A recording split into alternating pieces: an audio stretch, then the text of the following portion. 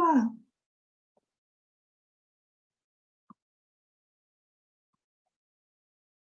Olá, pessoal.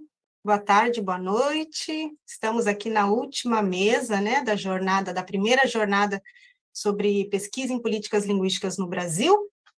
O tema dessa última mesa é perspectivas teóricas em política linguística.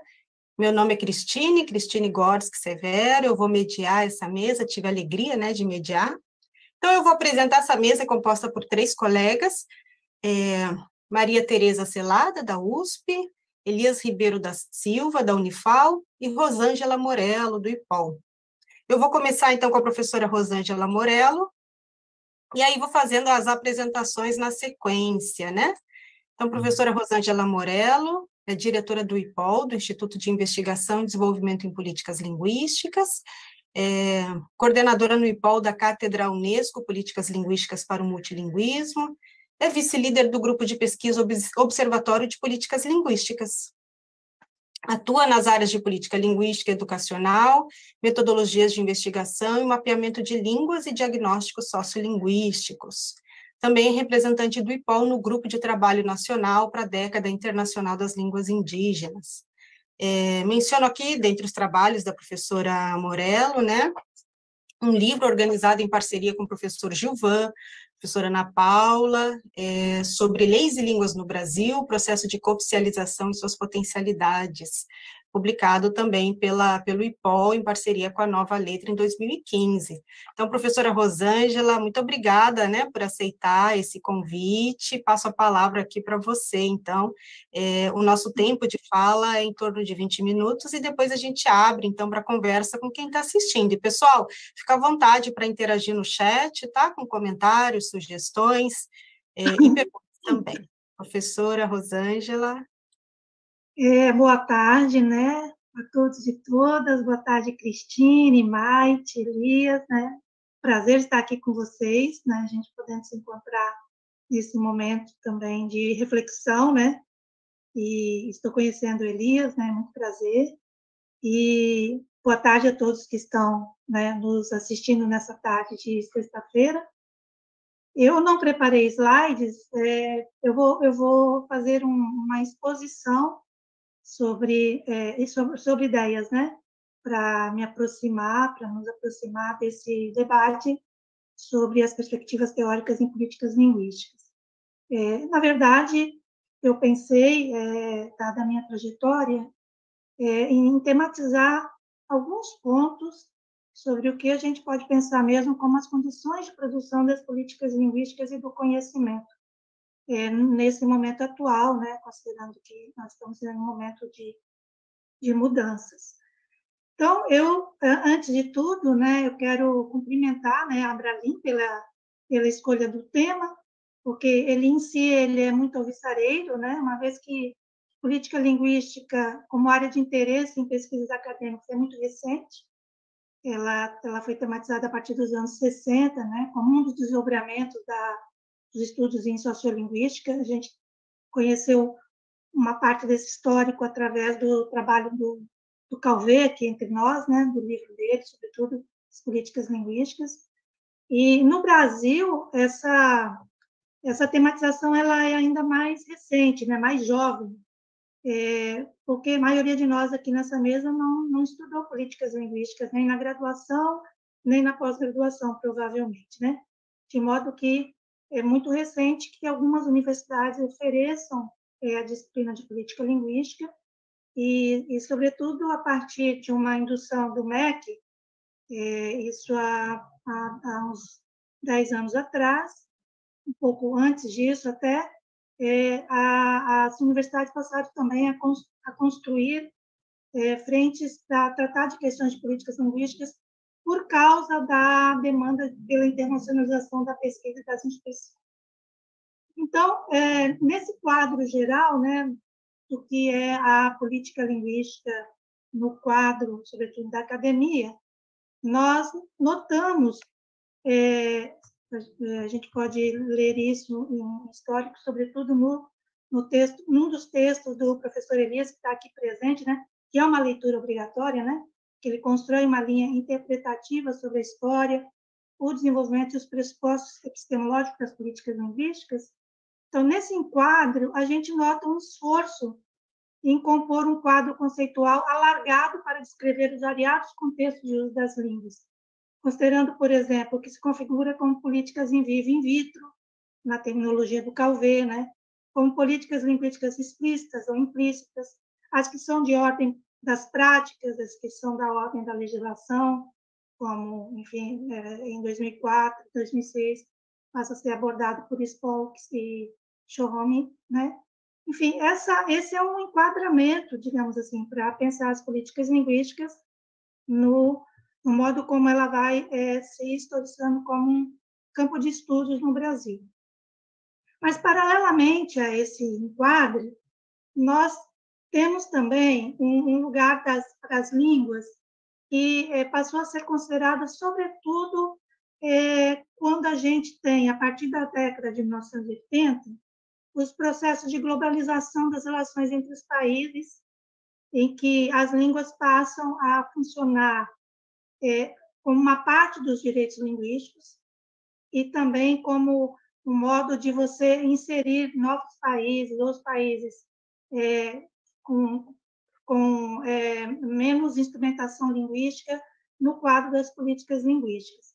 Então, nesse cenário da globalização da década de 1980 para cá, sobretudo, as línguas elas passam a ser parte da geopolítica da construção de condições de equidade para acesso aos direitos dos cidadãos e das cidadãs nesse quadro dos países e no quadro de blocos dos quais esses países passam a fazer parte.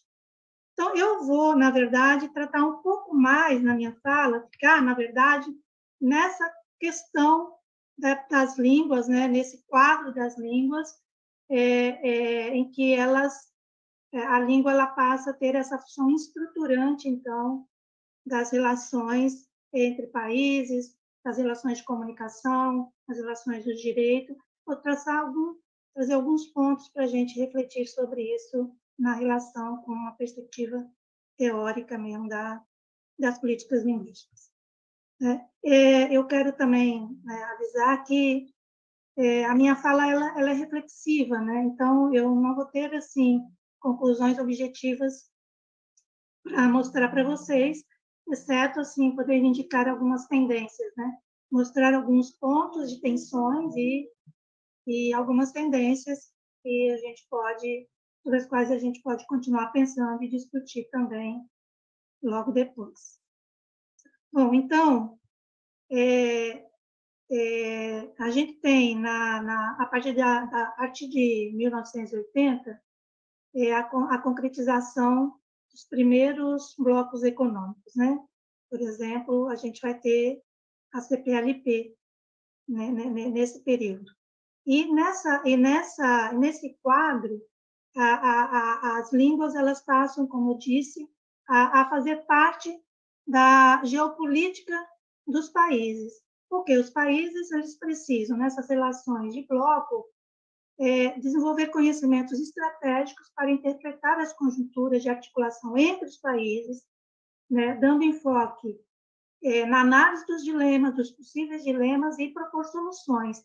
Essa é a área, digamos assim, da geopolítica que que se enuncia em finais do século de 1889, por aí, 87, ela começa a se formar como uma área de conhecimento, a geopolítica em si. Então, com a globalização, as línguas e a sua difusão, elas são consideradas partes estruturantes das relações entre os países. Por isso, as línguas também passam a ser objeto de geopolítica. Né? Lacoste, ele é um dos primeiros a tratar de questões de geopolítica, considerando a difusão do inglês, da língua inglesa. Então, ele mostra, por exemplo, em um dos trabalhos dele de 2005, que as questões de política linguística se evidenciavam em diferentes níveis de análise espacial. Por exemplo, se você considerasse todas as relações amplas entre todos os países, se considerassem as questões no âmbito dos estados ou mesmo das regiões. E para mostrar, por exemplo, o quanto essas questões elas vão se modificando conforme essa amplitude, né? Ele trata das complexas relações entre anglófonos e francófonos em Montreal e no Quebec. Né? Ele diz assim, olha, ali as situações são muito complexas, nós não podemos falar de uma política linguística só para os anglófonos, só para os francófonos. Né? Além disso, ele chama a nossa atenção para o fato de que a divisão de uma língua em determinados territórios ela pode sempre acarretar deslocamentos das outras línguas ali faladas. Então, isso é próprio do entendimento de uma geopolítica da língua. Em relação à língua portuguesa, para ficar mais próximo, né, das nossas realidades aqui, o Fernando Cristóvão, em 2010, por exemplo, ele tematiza a relevância da Comunidade dos Países de Língua Portuguesa, CPLP, e também do Instituto Internacional da Língua Portuguesa, o IUP, além de outras associações, como as associações de universidades de língua portuguesa, ou mesmo a União das Cidades, Capitais, Luso-Afro-Asiáticas, né?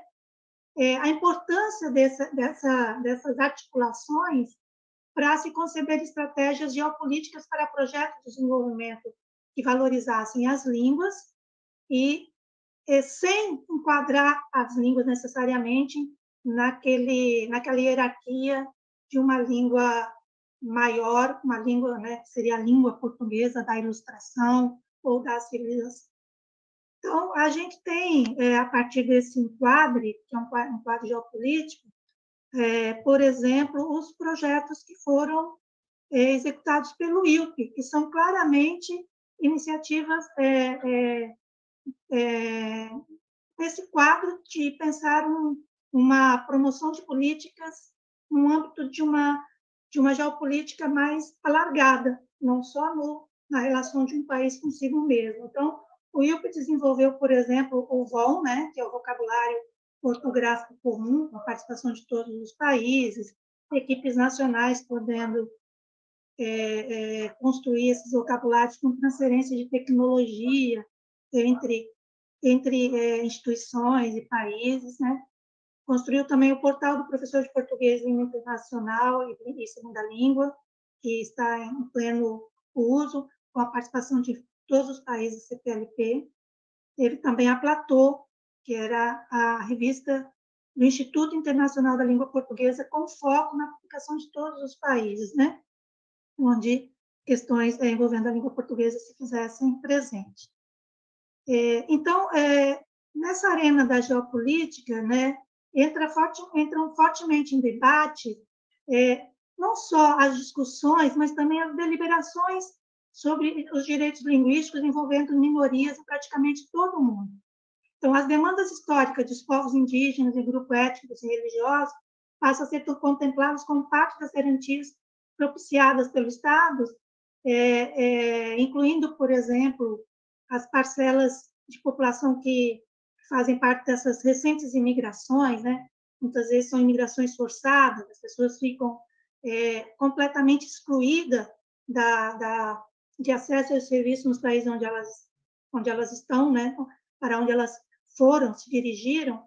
Então, essas políticas também elas passam a ser abordadas nesse campo das articulações multilaterais, seja o papel que a Declaração da Unesco de 2005 teve, né, na promoção de direitos linguísticos em países como o Brasil, por exemplo, que assinou logo essa declaração e, a partir de então, se empenhou muito em promover direitos linguísticos internamente, quer dizer, políticas que passaram a dar visibilidade,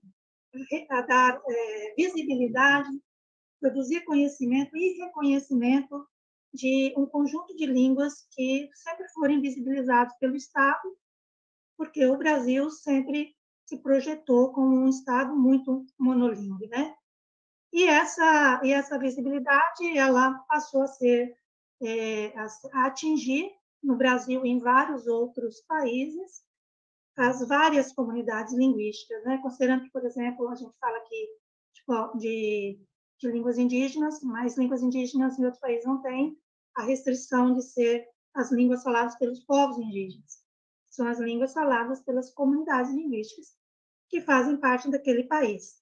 Então, no caso do Brasil, essas políticas passaram a incluir também outras línguas, né, como as línguas faladas por descendentes de imigrantes da Europa Central, do Leste, enfim, descendentes de italianos, pomeranos, alemães, ucranianos, poloneses, enfim, que vivem no Brasil. Passaram a incluir também línguas afro-brasileiras, tentar focalizar, né, esse processo de formação dessas línguas, as línguas que estão na fronteira, as crioulas, línguas de sinais.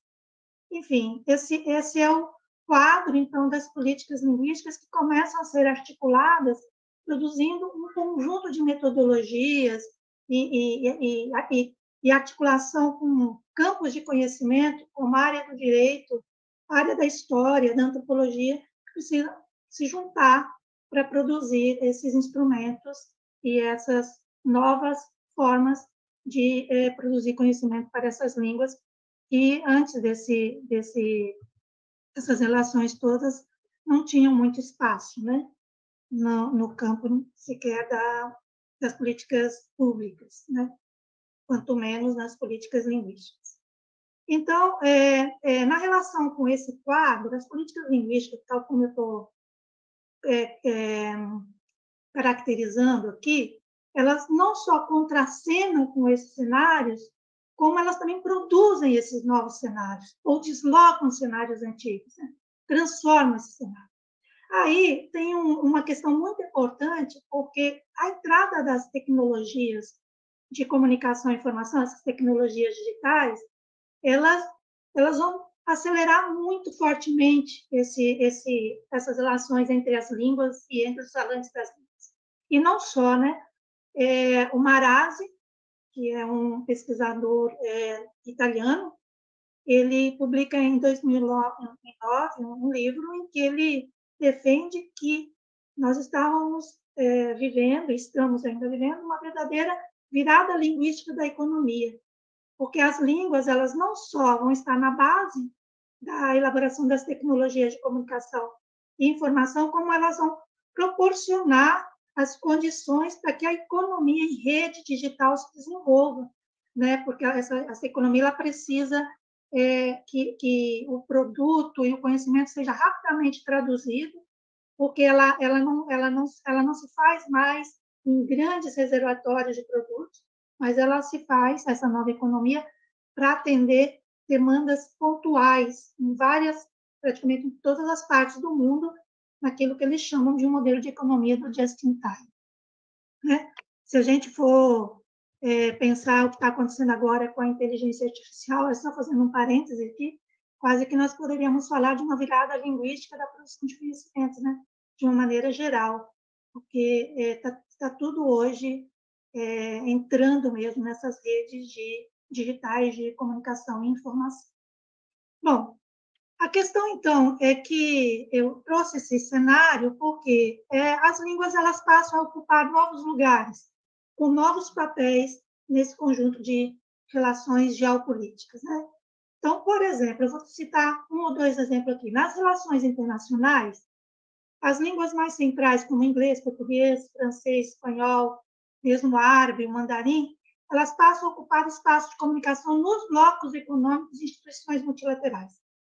Para as políticas linguísticas, isso tem uma consequência muito clara, porque essa participação dessas línguas nesse espaço de comunicação produz a demanda de você ter mecanismos que vão regular, por exemplo, o nível de aprendizagem das línguas para fins de tradução e interpretação daquilo que acontece nesses espaços, e também para fins de deslocamento laborial.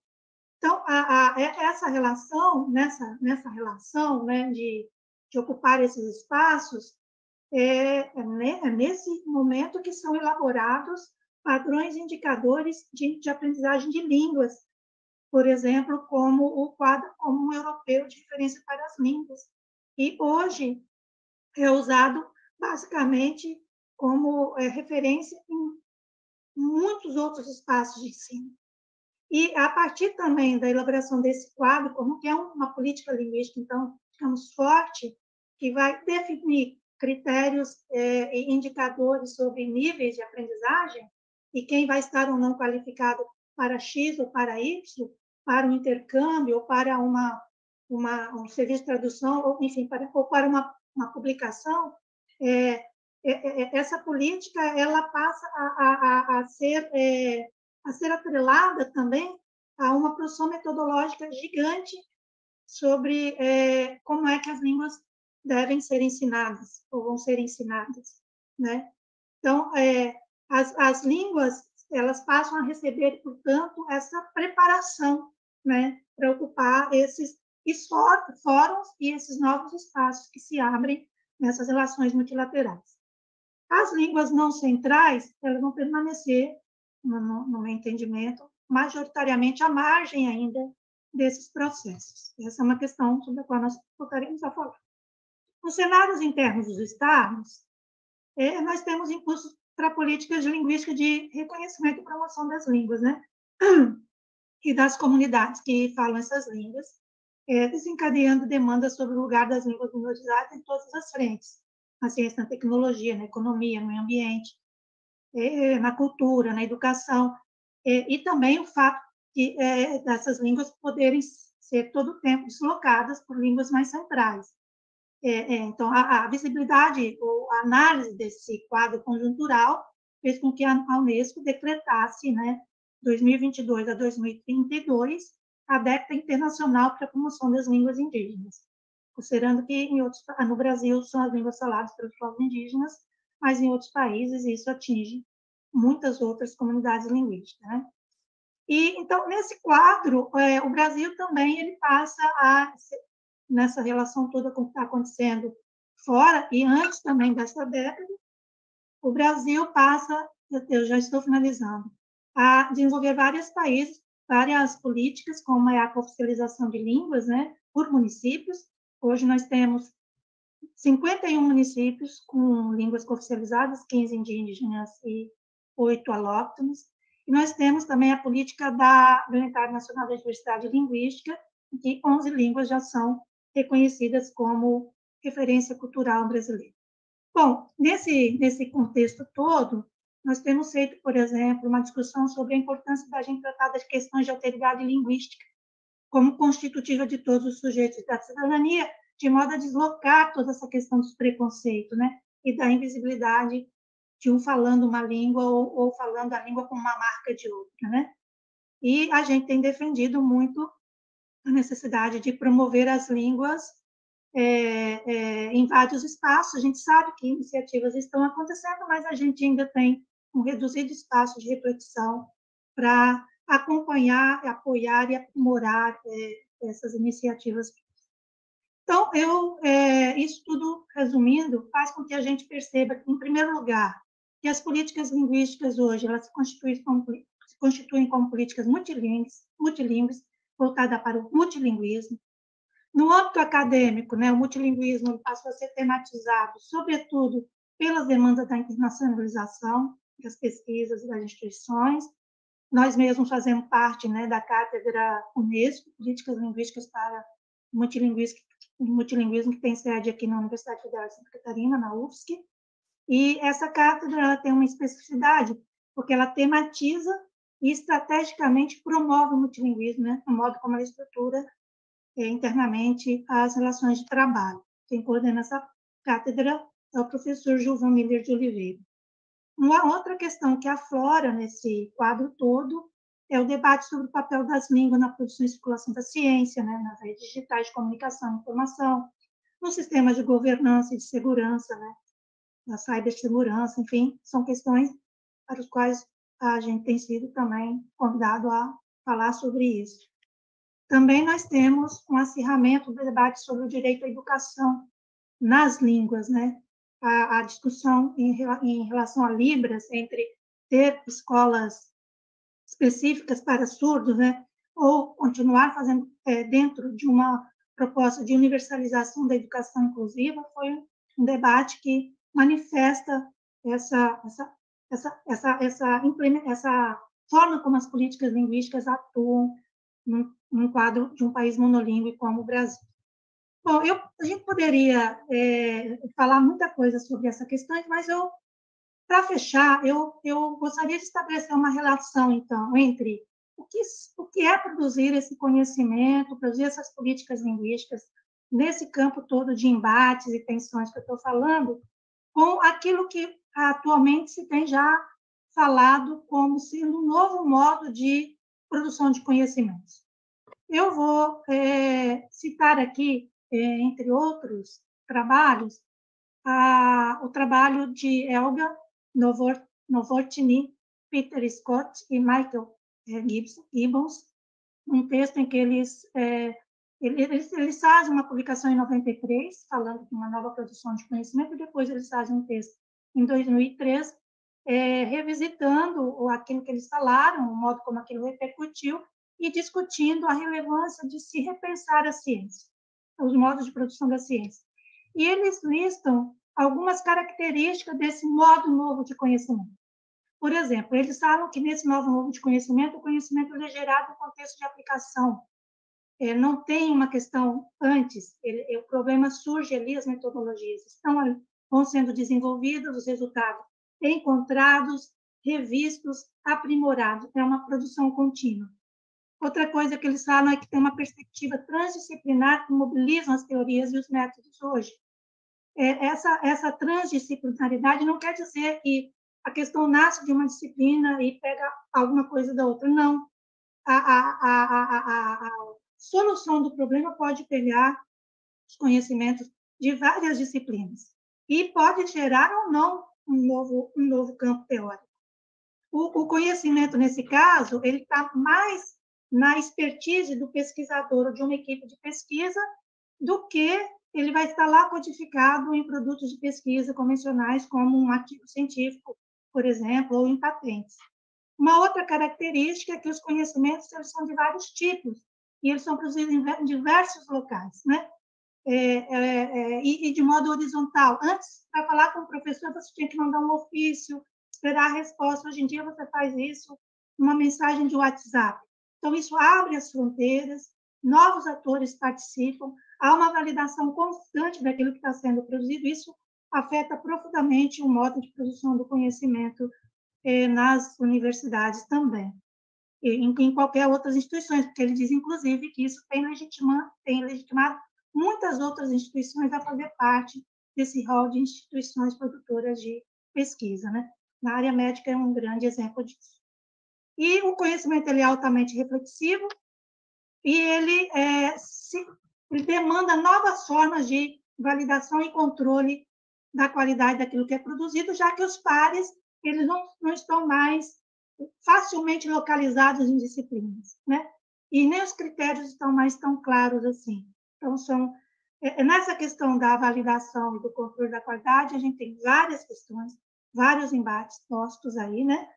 Eu só quero fechar dizendo que, na nossa perspectiva, as políticas linguísticas, no modo como elas estão aqui sendo formuladas, como intervenções objetivas sobre as línguas, tendo, portanto, uma força pragmática que pode se manifestar ou sobre o corpus, ou sobre o estatuto, ou sobre a aquisição de línguas, elas se realizam sob condições de produção de conhecimento similar a esse novo modo do que está acontecendo hoje com a ciência de uma maneira geral, né?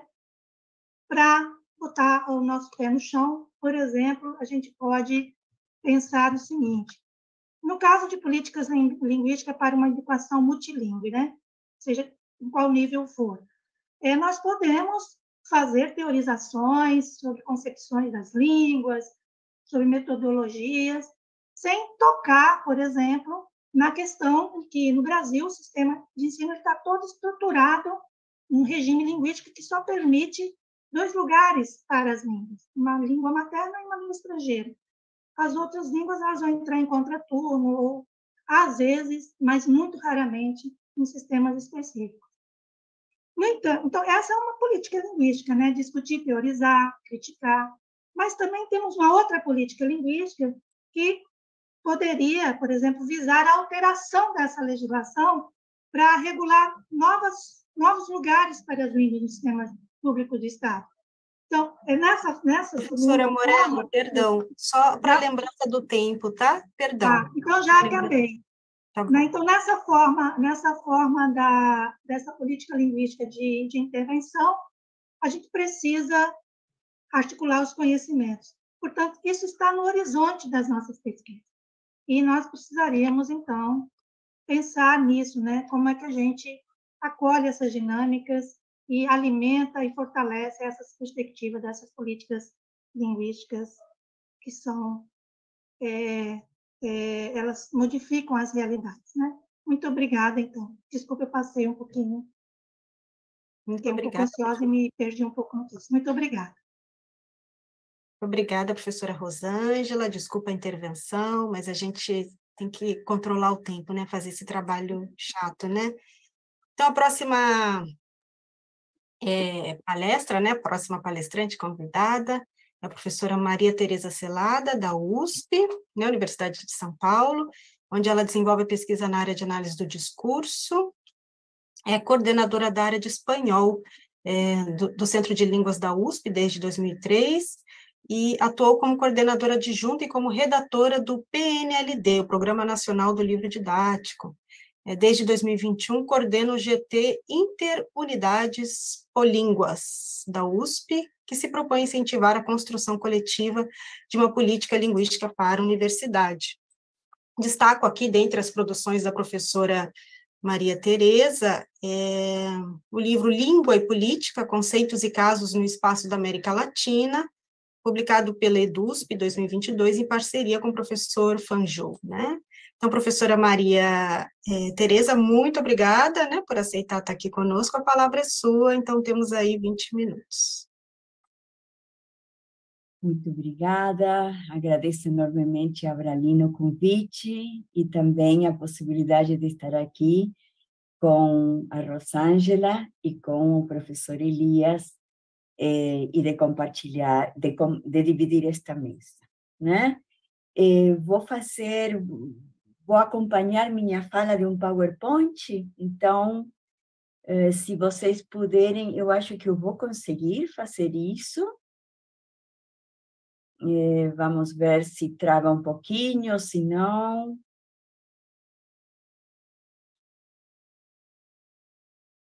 Será que já está acontecendo?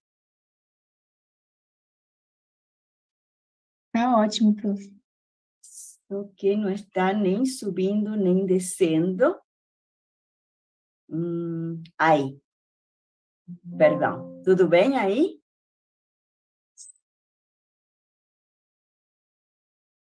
Bom, então vocês estão me confirmando, né? Eu vou me concentrar na questão das línguas na universidade, como coloquei no subtítulo, certo? E minha reflexão é mais ao redor da questão de uma experiência desenvolvida na USP, né? Na Universidade de São Paulo, de um problema e de uma experiência e uma intervenção realizada em termos de política linguística nessa universidade. Bom, vou me concentrar em fazer considerações sobre a política linguística, a qual o funcionamento acadêmico de nossas universidades vem se submetendo, em muitos casos, paradoxalmente, quase que por inércia, sem dar ouvidos à série de advertências feitas pelos estudiosos da linguagem e por outros pesquisadores especialmente sensíveis à questão. Me refiro àquela política que apregoa a necessidade e a importância do inglês como língua universal da produção de conhecimento e do ensino superior. Para acompanhar o movimento proposto por esta mesa da Abralin, em cujo título está justamente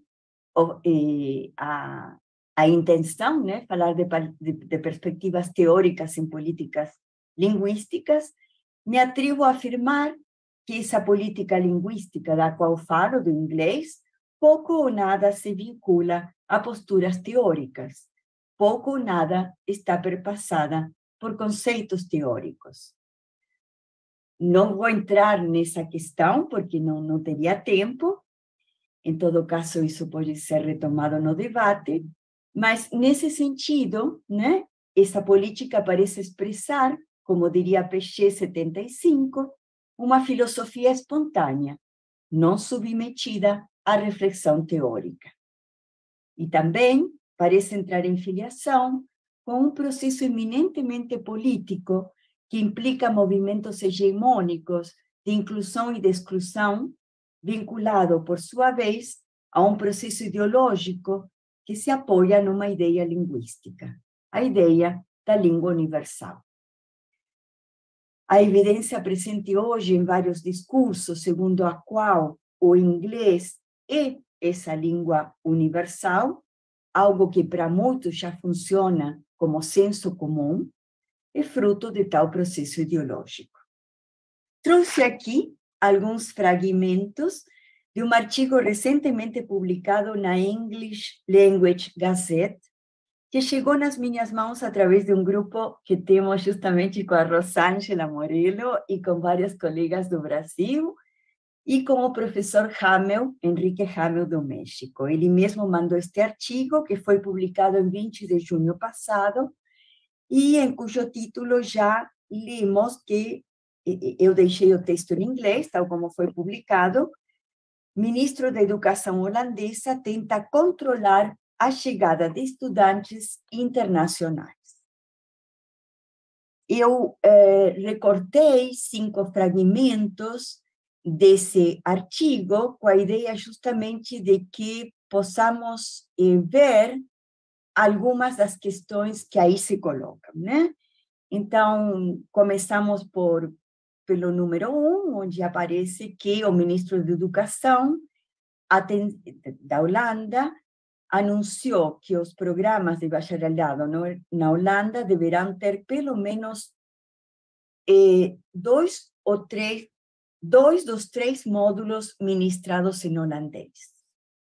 Na sexta-feira, né, referindo a sexta retrasada, na sexta-feira um porta-voz disse, que a medida era para impedir, e me interessa especialmente, a relação que se estabelece entre esses 2 termos, entre aspas, internacionalização e anglicização, né, no ensino superior. E internacionalização entra numa relação de equivalência, né, com relação ao inglês. O segundo fragmento é um subtítulo que está no interior do artigo e que justamente se pergunta sobre se o inglês no ensino superior está se tornando muito comum. No terceiro fragmento, se diz que o anúncio do ministro da Holanda ocorre num momento em que as instituições de ensino superior estão recebendo críticas sobre o excessivo uso do inglês.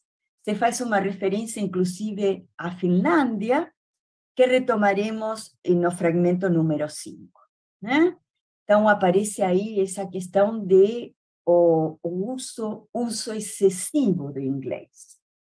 No fragmento número 4, aparece uma relação entre essa crítica e o motivo, né, que estaria na base dessa crítica. Né?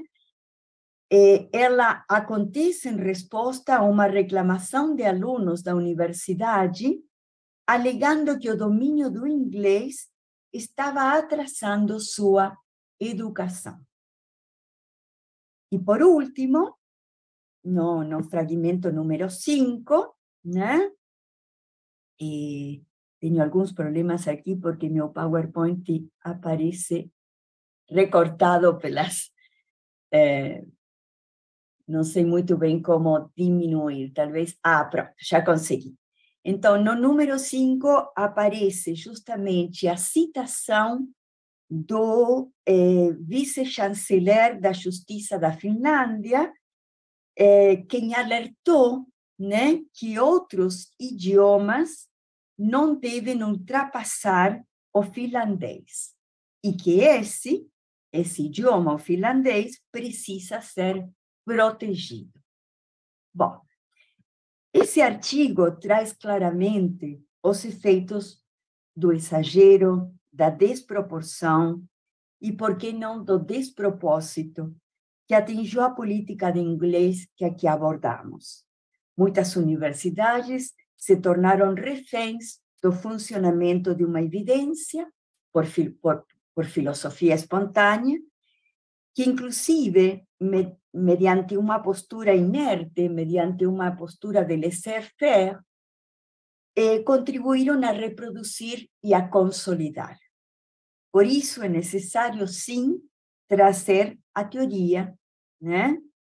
E conjugar a teoria com análise e com fazer político.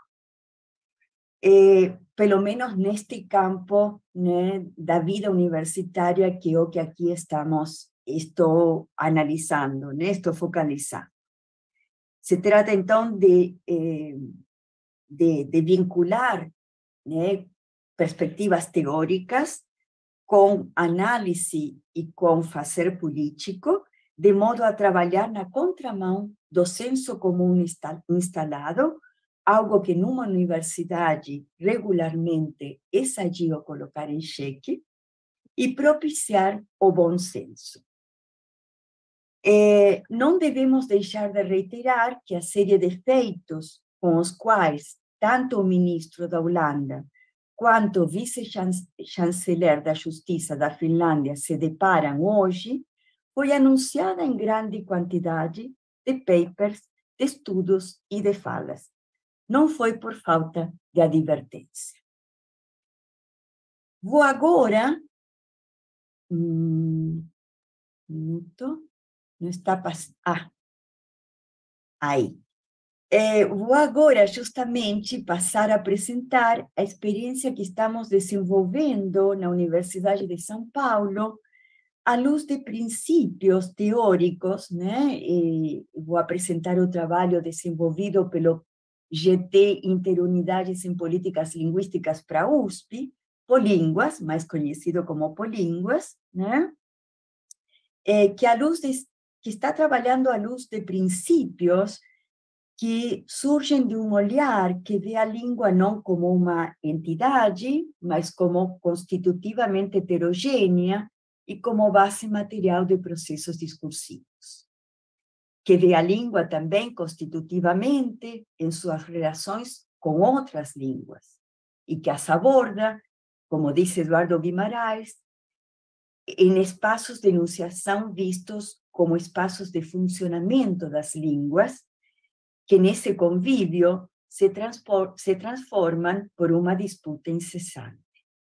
Além disso, são espaços habitados por falantes, enquanto sujeitos divididos por seus direitos a dizer, aos modos de dizer, e eu acrescentaria as línguas nas quais dizer, né?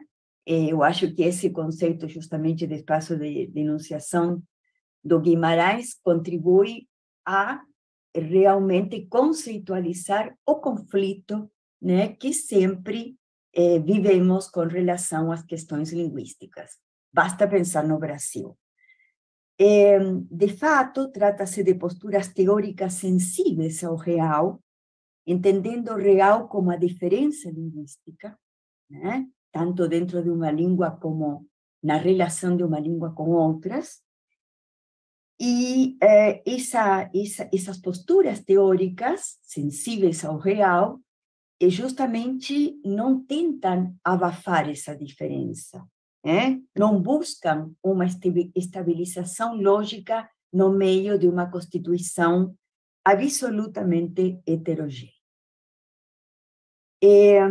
Nesse sentido, penso que permanentemente devemos encontrar a forma de irmos reformulando o modo como falamos da língua inglesa e de seu lugar, quase sempre pensado como indiscutível, fazendo um esforço para superar a relação de subalternidade, como diz Enrique Hamel, da Autônoma Metropolitana do México, com a qual habitualmente tratamos esse idioma. Tratamos esse idioma numa relação de subalternidade com relação às outras línguas.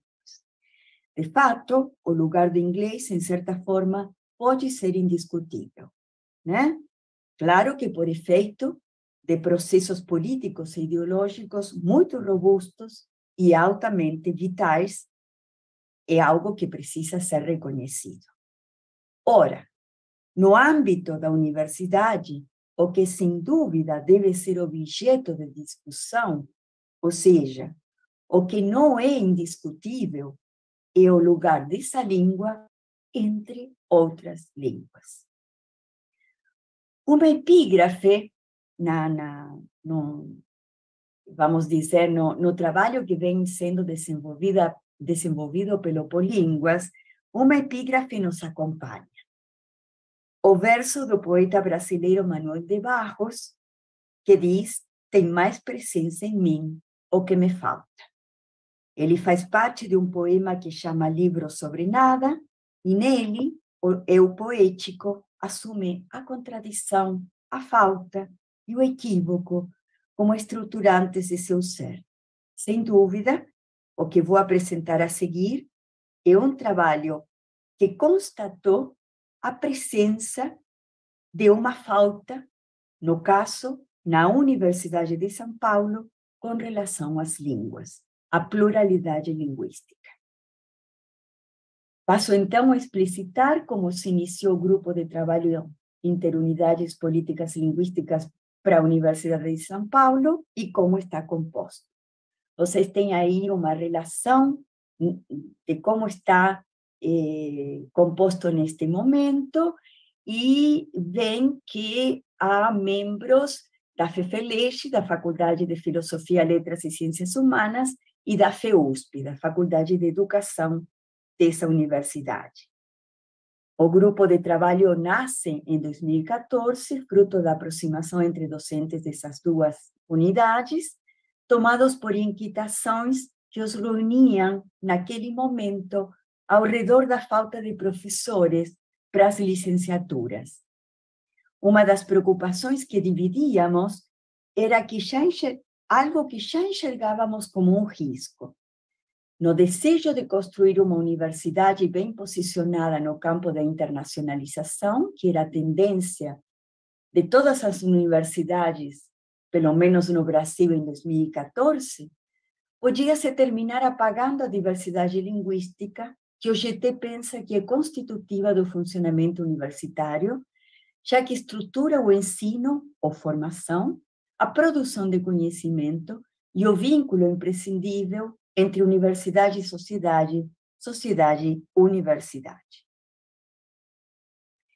A união de forças iniciada em 2014 se consolida claramente em 2021, quando se reúnem pesquisadores de 3 departamentos da FEFELESH do curso de Letras, o Departamento de Letras Clássicas e Vernáculas, fundamentalmente com o português, não pensado apenas como língua estrangeira, mas também pensado na dimensão materno-nacional, sobretudo considerando a necessidade de inscrição dos sujeitos brasileiros nas práticas discursivas acadêmicas, né, de leitura e de escrita e de produção acadêmica, o Departamento de Letras Modernas com alemão, espanhol, francês, inglês e italiano, o Departamento de Orientais com armênio, árabe, chinês, coreano, hebraico, japonês e russo, e um departamento da Faculdade de Educação, ou de Metodologia do Ensino e Educação Comparada, com disciplinas para a licenciatura de todas as línguas oferecidas pelos departamentos de letras.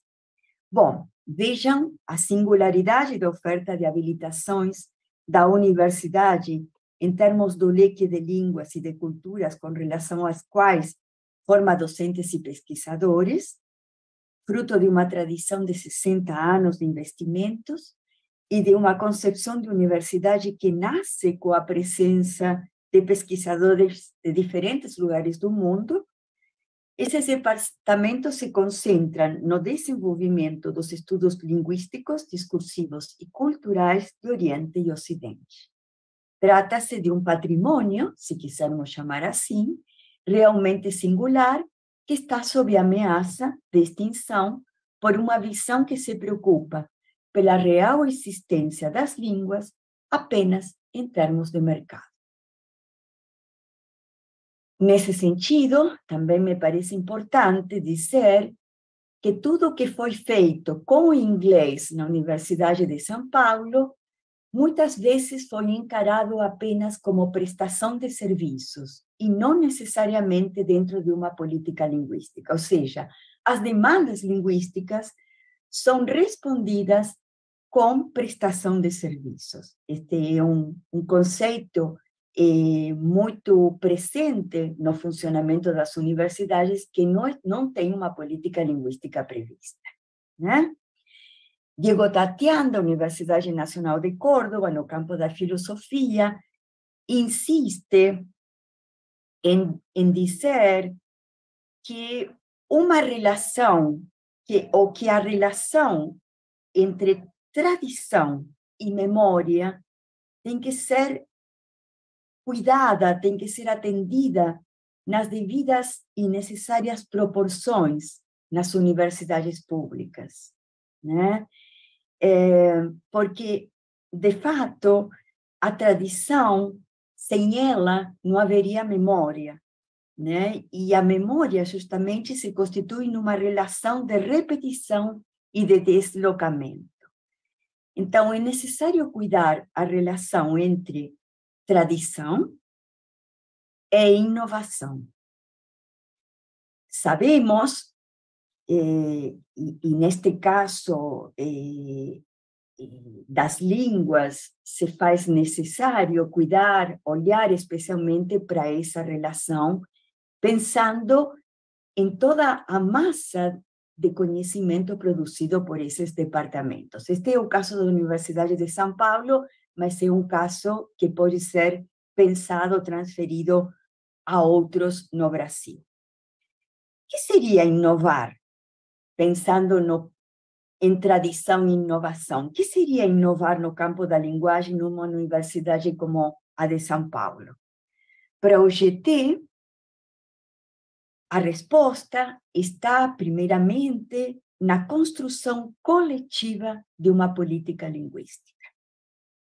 Está em negar o pressuposto simplificador de que o inglês é solução para tudo e propor no terreno do real um mapeamento das línguas que circulam e ou se fazem necessárias nas diversas áreas do conhecimento. Defender a ideia de que é preciso manter viva a musculatura linguístico-discursiva das línguas, capaz de dar sustento em cada uma delas, com suas especificidades, com seus específicos modos de dizer, as estruturas argumentativas próprias do pensamento, nas práticas de produção de conhecimento no mundo acadêmico. E falamos em práticas de produção de conhecimento, evitando que, né, produzir essa redução, como alerta Hamel, de pensar apenas na publicação, né? Metonimicamente, né, há um corte aí, há uma redução que precisamos evitar, né? A publicação é apenas uma das etapas da pesquisa. Respeitar as histórias linguísticas dos estudantes e dos vários atores da universidade. Projetar soluções para as necessidades apontadas pelo referido momento e realizar produções que possam ir dando resposta à pluralidade de demandas. Insistir na importância de que a Universidade de São Paulo lidere posicionamentos com relação às línguas na educação e de que se comprometa a defender que tais posicionamentos estejam presentes na educação básica, dentro de um compromisso solidário com a educação no Brasil e no Estado e no município de São Paulo.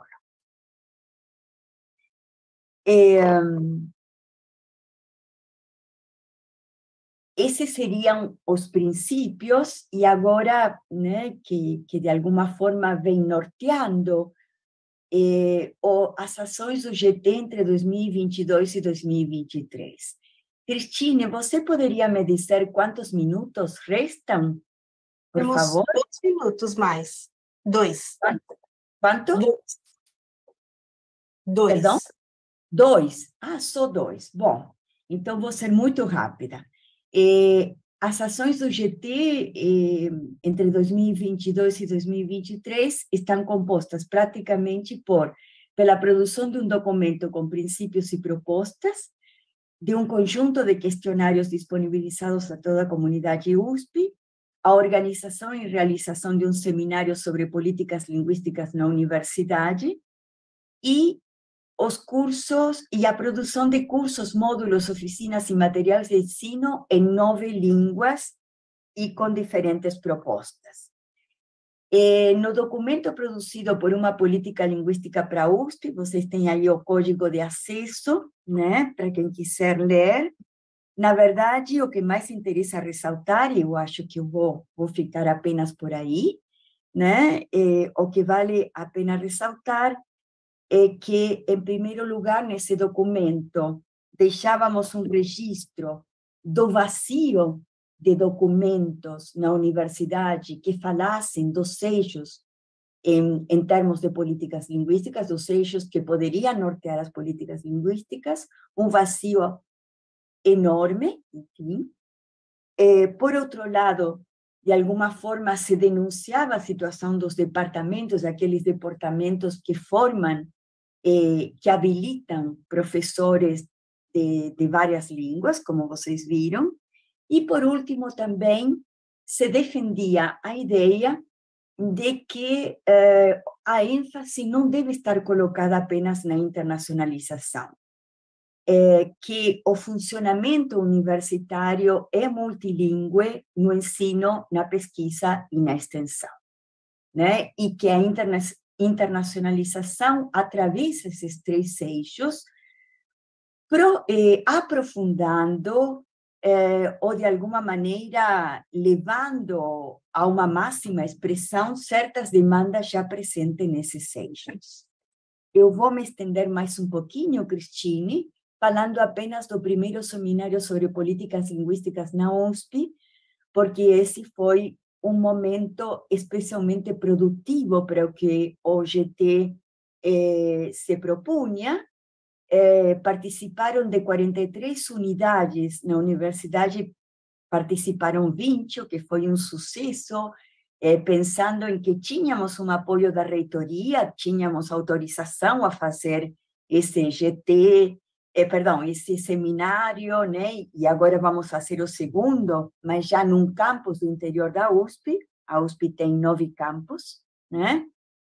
E o mais interessante é que foi um dia e meio de trabalho, e no segundo dia de trabalho fizemos grupos de trabalho ao redor, né, de algumas perguntas que tínhamos enviado para os diversos representantes. Entre essas perguntas estava em quais línguas estrangeiras foram ministrados cursos, disciplinas em sua unidade nos últimos 10 anos, quais línguas foram ou são necessárias para o desenvolvimento de pesquisas em sua unidade, mesmo que seja de modo pontual em alguns projetos.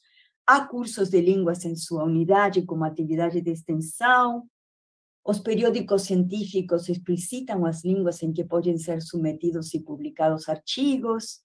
Bom, este seminário rendeu muito, nos trouxe, confirmou a presença, né, da falta das línguas, né? E, nesse sentido, de maneira, eu vou pular aqui uma quantidade de elementos que ia mostrar para vocês, né?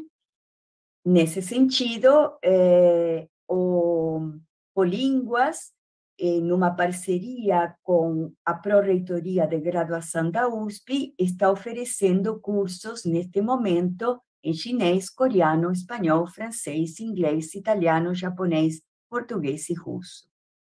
Num trabalho absolutamente,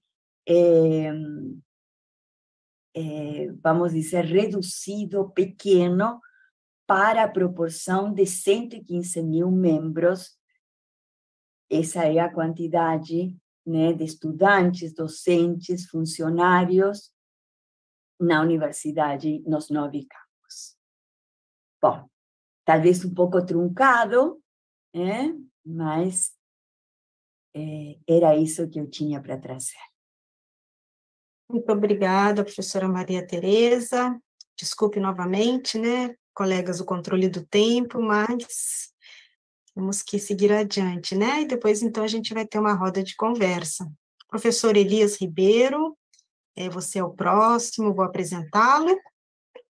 Professor Elias é professor da Universidade Federal de Alfenas, atua nas áreas de ensino e aprendizagem, de português como língua, né, materna, nacional, e de português como língua adicional. Trabalha com práticas de política e planejamento linguístico em vigor no Brasil, com foco nas línguas estrangeiras e no português também, né? Destaco aqui um artigo, né, de tantos textos aí, um artigo do professor Elias, que ficou bastante famoso, tem sido bastante citado, né? A pesquisa em política linguística, histórico, desenvolvimento e pressupostos epistemológicos, publicado em Trabalhos de Linguística 2013. Então, passo aqui a palavra para você, muito obrigada, temos aí 20 minutos. Ok. Bom, eu também não preparei um PowerPoint, eu vou tentar, eu fiz um roteiro para conversar com vocês, para tentar não fugir do tema, não me estender muito. Se eu ficar assim, muito com a cabeça muito baixa, Cristina, você fala, Elias está olhando muito para o chão, assim, tá? Eu estou aqui tentando ler, vocês vão me orientam, fazendo favor. Então, pessoal, primeiramente eu quero reiterar os agradecimentos, as colegas já agradeceram, eu gostaria muito de agradecer a Abralim, inicialmente, pela organização da jornada, né?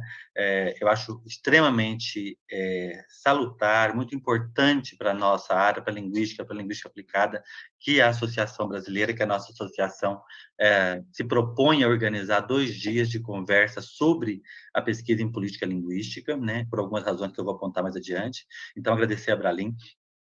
Gostaria de agradecer aos professores João Lagares e a professora Cristine pela organização dessa mesa, pelo convite que me foi feito pela Cristine. Agradeço muito pela oportunidade de dialogar com a Abralim, com os sócios e com todo mundo interessado no tema. E agradeço muito às professoras Mais Celada e Rosângela Morello pela interlocução aqui nessa oportunidade. Bom, eu vou fazer vou dividir minha fala em 2. Eu fiquei pensando, quando a Cristine propôs o tema, né, que seria as perspectivas teóricas em política linguística, eu fiquei pensando como organizar essa conversa, para que seja de alguma forma relevante, né, principalmente para os alunos, do pessoal que está se interessando pelo tema hoje. Então, vou fazer minha fala em 2 momentos. Primeiro, vou fazer um pequeno preâmbulo sobre a história, uma breve historiografia da área de política linguística, e depois eu passo para a questão teórica mais especificamente, né? Então, assim, como nós sabemos, o campo teórico e acadêmico, que aqui no Brasil nós chamamos de política linguística, né? No mundo anglo-americano, o nome da área é Language Planning and Policy. Então, esse campo nasceu, como nós sabemos, em meados do século XX, em diferentes lugares disso que nós chamamos mundo ocidental, né? Esse nascimento da área de política, da área acadêmica, né, política linguística, não as práticas políticas linguísticas, essas são tão antigas quanto as civilizações, né? Esse nascimento desse campo teórico não foi acidental, né? Ele resultou, na verdade, do esforço de pesquisadores oriundos de diferentes áreas do conhecimento, estando entre elas a linguística e a sociolinguística, a linguística aplicada, que nasciam em meados do século passado, né? Então, o nascimento da área resultou desse esforço dessas áreas para responder às demandas de um mundo cada vez mais complexo, principalmente a partir dos processos de independência na África e em outros pontos do planeta, né? Então, a política linguística emerge, esse é um dos meus pontos, a política linguística, como campo do conhecimento, emerge sob o signo da complexidade, como eu vou demonstrar um pouquinho adiante, né? Tendo em vista, por que eu falo desse signo da complexidade? Por que é sobre a égide da complexidade? Porque os fenômenos político-linguísticos, como as colegas já mostraram, são altamente complexos, e por isso esses fenômenos demandam uma abordagem que seja multidisciplinar. né, mais no final da minha fala, eu vou falar disso sobre as pesquisas no Brasil. Então, o fato político-linguístico, os fenômenos político-linguísticos são altamente complexos e, portanto, demandam essa abordagem multidisciplinar. Eu vou dar 2 exemplos apenas para a gente rapidamente poder concretizar essa complexidade. Se nós pensarmos num caso político, num fenômeno político-linguístico bastante conhecido entre nós, que é a política linguística da era Vargas, né, do Estado Novo, da ditadura Vargas, né? Se a gente pensar nesse fenômeno político-linguístico, né, para aqueles que não sabem, no âmbito do projeto nacionalista da era do presidente Getúlio Vargas, houve uma séria perseguição a línguas brasileiras que eram tidas como estrangeiras, quais sejam o alemão, principalmente o alemão, o italiano e o japonês, né? Então, populações que, nascidas no Brasil, de várias gerações no Brasil, foram perseguidas por conta de utilizarem uma língua em contexto familiar e mesmo social, que não o português, né? Então, veja, para nós pensarmos esse fato político-linguístico, nós precisamos de uma abordagem política e econômica. Então, não é só uma abordagem política, é uma abordagem econômica também. E essa abordagem econômica, ela tem que ser localizada do ponto de vista histórico, tanto na história local do Estado brasileiro, quanto na história global a que o mundo vivia naquele momento, não é? Mas, ao mesmo tempo, para compreender fatos que se processam dentro dessa política do Estado Novo, a gente precisa também levar em consideração mitos e preconceitos linguísticos, portanto, crenças linguísticas, profundamente arraigados no imaginário social brasileiro da época, entre outros fatores. Então, veja aqui, é um exemplo dessa complexidade que eu estava dizendo. Um segundo exemplo que eu acho bastante produtivo é a gente pensar a atual política linguística do Estado brasileiro para as línguas ditas estrangeiras a partir da reforma do ensino médio de 2017, né? Colocada em movimento na gestão Temer, na gestão do presidente Michel Temer, né? Então, veja, a grosso modo, a gente tinha na LDB, como promulgada em 96, nós tínhamos uma política linguística estabelecida no texto da LDB, que favorecia a presença de diversas línguas no contexto escolar, né? Naqueles artigos que a lei trata do currículo do ensino médio, do ensino fundamental 2 e do ensino médio, e a partir da reforma do ensino médio, nós temos uma política linguística pró-língua inglesa, né? A lei determina que a partir do 6º ano vai se incluir a língua inglesa e não a outra língua. O espanhol só aparece como segunda língua estrangeira, mas opcional, como já foi mencionado aqui, no contraturno e tal, a partir do ensino médio. Então, vocês vejam, trata-se o que motiva o Estado brasileiro a uma mudança tão brusca e tão drástica na sua política linguística, né? Então, veja, nós temos aí a compreensão desse fenômeno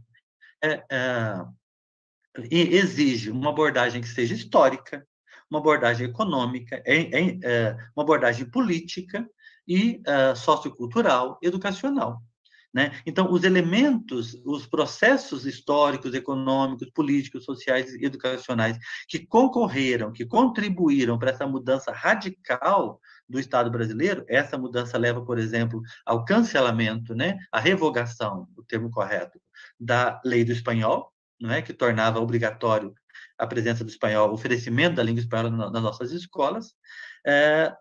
Esses processos, para se compreender essa lei, é preciso compreender esses processos, né? Bom, então, essa análise vai exigir todos esses fenômenos, e aí isso atesta o que eu estou dizendo dessa complexidade da análise político-linguística. Bom, o foco da minha contribuição nessa mesa, tendo feito esse preâmbulo, eu vou fazer mais de um preâmbulo, na verdade. O foco da minha contribuição nessa mesa, em que a gente está tentando discutir as perspectivas teóricas em política linguística, recairá sobre essa complexidade, a partir de meu lugar de fala como pesquisador da área, que é o que nós poderíamos chamar de tradição anglo-americana de pesquisa em política linguística. né? Nessa mesma vertente, a gente teria aí pesquisadores como Joshua Fishman, James Tollefson, Nancy Hornberg, Thomas Rissenzo, Elana Shohame e Bernard Spolsky, já mencionados, esses últimos dois já mencionados aqui, né? E fazendo referência ao professor Spolsky, que faleceu, professor emérito, né? Lá da Universidade de Jerusalém, que faleceu agora recentemente, uma contribuição importantíssima. Mas veja, então eu queria estabelecer o meu lugar de fala, porque o campo da política linguística como área acadêmica, ele não é homogêneo, né? Então, o lugar de fala, onde eu vou abordar essa complexidade, é a partir desse meu lugar de fala, que é esse que eu estou chamando de uma tradição anglo-americana.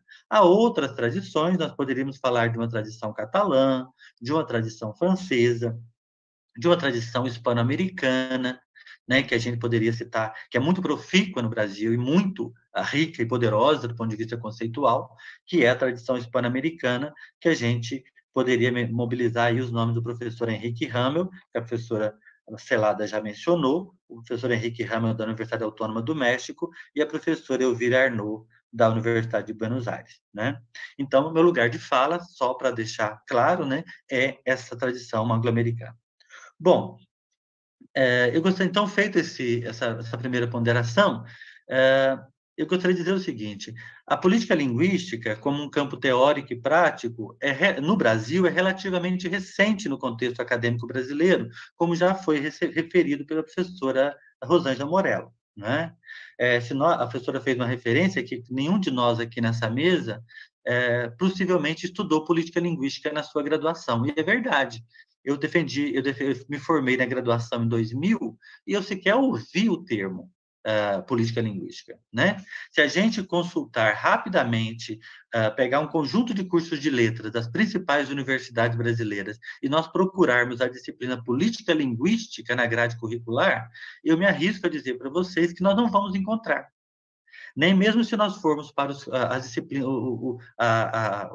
os programas de ensino de sociolinguística, possivelmente nós também não encontraremos política linguística. Então, de fato, a área é muito recente no Brasil, sendo que um dos primeiros textos é um livro já referido aqui pela professora Rosângela, que é o livro do Calvé, né, do Louis Jean Calvé, As Políticas Linguísticas, que é um livro de 2007, se não me engano. Né? Aliás, no prefácio daquele livro, o professor Gilvan Milha de Oliveira destaca essa carência de textos e o fato de que o Estado de que não havia, né, lá em 2007, havia pouquíssimas pesquisas em política linguística no Brasil, né? Bom, isso poderia ser visto como uma contradição. Essa ausência da política linguística nas grades curriculares, nos cursos de formação, nos eventos acadêmicos da área de letras, de linguística, poderia ser visto como uma contradição, né? Tendo em vista que nós somos um país multilingüe e multicultural, como a professora Morello apontou. Nós somos um país que nós temos aproximadamente 200 línguas indígenas, aproximadamente 50 línguas de imigração, nós temos as diversas variedades do português, nós temos Libras, né, a língua brasileira de sinais, línguas indígenas de sinais. Então, poderia ser, a princípio, como uma contradição. Mas, de fato, não é uma contradição, é um paradoxo, né? Por que eu digo que é um paradoxo? Porque o Brasil é um país multilingüe que sequer monolingüe, né? Então, me parece que por que eu falo que é um paradoxo? Porque o mito do monolinguismo brasileiro não é um acidente de percurso, é um projeto de longo curso da sociedade brasileira para o qual contribuíram múltiplas forças, inclusive a própria ciência linguística. Quando a ciência linguística faz uma longa tradição que a ciência linguística tem no Brasil, que historicamente a gente vem deixando as pesquisas sobre multiculturalismo, sobre línguas indígenas, sobre as relações de troca entre as línguas, de influência mútua, a gente tem deixado restrito a um grupo muito limitado de pesquisadores. Eu penso, por exemplo, só a guisa de exemplo, no que nós temos construído como área do conhecimento acerca das nossas regiões de fronteira, né? Nossas regiões de fronteira, até muito recentemente, eram completamente ignoradas nos estudos das áreas, né? Bom, essa discussão que eu trouxe rapidamente, ela é uma discussão que tem que ser feita, mas que não é o foco da minha intervenção, é só um adendo aqui na minha intervenção. Bom, a política linguística, ela ganha visibilidade no cenário acadêmico brasileiro, principalmente nas 2 últimas décadas, como eu já apontei, como a professora Morello apontou, né? Graças ao trabalho de pesquisadores de diversas áreas da linguística. Eu não vou nomear aqui pessoas, porque não seria uma lista bastante grande, né? E eu seria, com certeza, essa lista não seria exaustiva, então seria falha, né? Mas eu queria destacar o nome do professor Canavilil Rajagopalan, né, docente aposentado da Unicamp. O professor Canavilil fez um trabalho muito árduo nas 2 últimas décadas de divulgação do campo das políticas linguísticas no Brasil. No evento do CBLA, do Congresso Brasileiro de Linguística Aplicada de 2013, ele, no Rio de Janeiro, ele reuniu na mesma mesa Elana Shohame, Suresh Kanagarajá, né, que está tem contribuído muito com autores brasileiros na área de multilinguismo, principalmente de translinguismo, né, e, se não me engano, o professor Limário da USP. Né? Mas, enfim, feito essa breve referência ao professor Raja, então, eu gostaria de avançar um pouquinho para poder contribuir com a mesa. Bom, dentro da minha tradição de pesquisa, então, que essa que eu estou chamando de tradição anglo-americana, nós teríamos 2 formas de ver o fato político-linguístico. Então, duas formas de olhar para o fenômeno político-linguístico. Então, uma perspectiva que trazida, que está lá, aparece no texto que orienta o livro do professor Calvé, né? Não sei se é correto falar que orienta o livro, mas é a ênfase que ele dá, ele menciona isso, né? É uma política top-down, né? A política linguística como sendo aquela proposta para uma determinada língua formulada pelo aparato de Estado, dentro do aparato de Estado e implementado nas instâncias inferiores. Né? Então, nós teríamos aí o Estado brasileiro, um Estado qualquer, formula uma política e implementa essa política nacionalmente ou regionalmente. Né? Então, o foco da análise político-linguística, da discussão político-linguística, seria a análise das leis da peça legislativa, porque seria o lugar de registro dessa lei. Né? Mas veja, como eu disse para vocês, se a gente olhar para a reforma do ensino médio, que vamos dizer assim, que é English only, né, que é focada na língua inglesa, dialogando com o que trouxe a professora Celada, se a gente olhar o documento, a gente não vê nenhuma justificativa, a gente não tem uma exposição de motivos de por que o Estado brasileiro, de uma ênfase no multilinguismo, passa para ser English only, né? Para ser focada somente na língua inglesa. Então, à medida que vai se constatando essa abordagem top-down, né? Essa abordagem que é do texto legislativo para baixo, ela não permite uma compreensão efetiva do fato político-linguístico de muitas sociedades, né?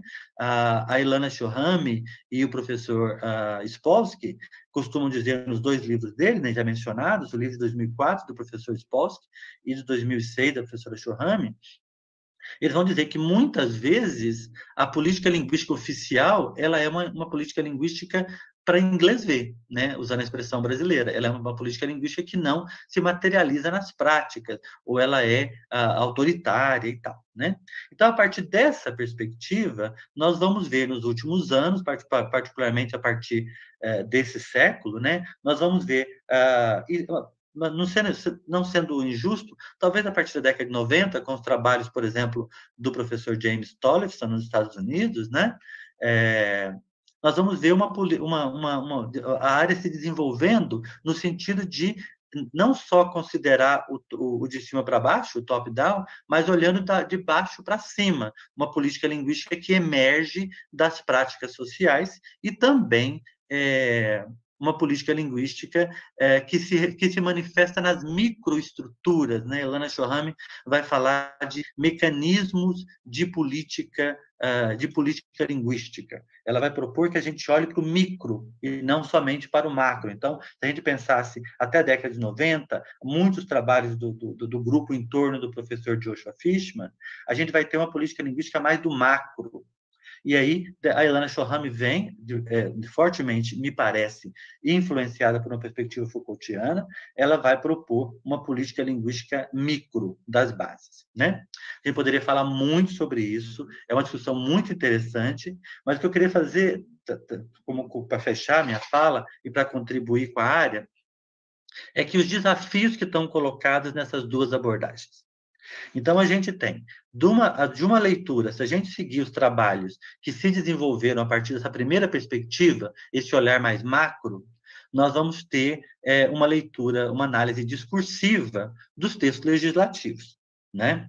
Então, por exemplo, na minha tese de doutorado, que eu defendi em 2011 na Unicamp, eu analisei, eu estava interessado na política linguística brasileira para a língua inglesa, então eu analisei toda a documentação disponível até o momento, naquele momento, desde a LDB até, eu defendi 2011, então até a ZOCEM, né? Passando pelos parâmetros mais ensino médio e tal.